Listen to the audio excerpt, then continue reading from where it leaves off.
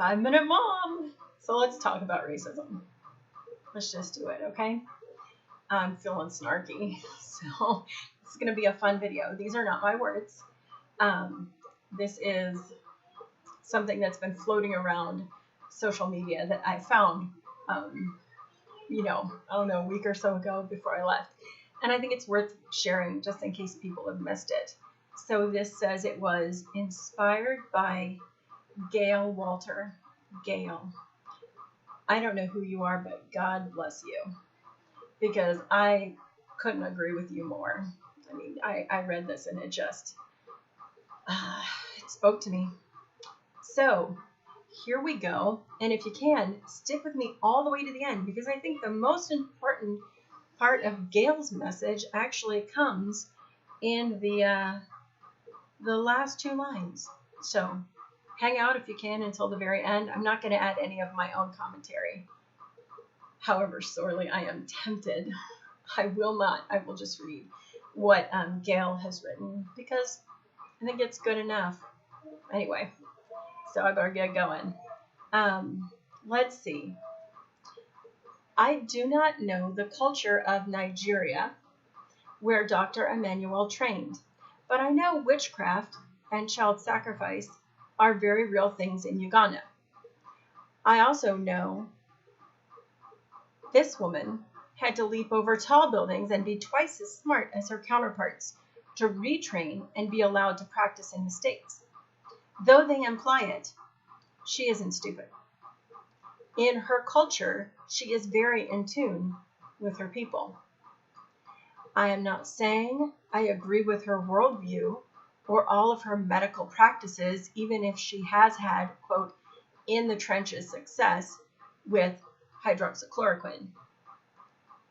She is being socially, professionally, and personally destroyed. And it never stops there. She is literally a buffoon because of her inferior country of origin, her inferior training, her superstitious African culture, and her real-life experiences with witchcraft and demons.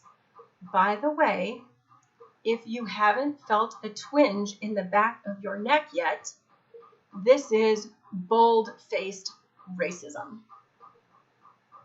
You can believe just about anything you want, practice any bizarre behavior on the planet, as long as you don't support the use of, take a guess, hydroxychloroquine, and by inference, appear to support Trump.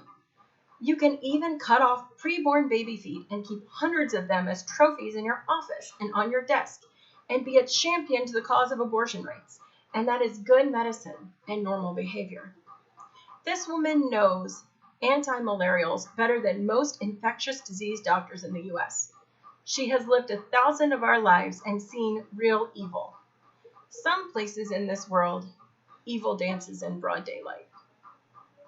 We continue to judge and denigrate people based on their country, their culture, and by inference, their race. We are not growing more enlightened. We are anything but tolerant. We don't even gloss over our opinions anymore.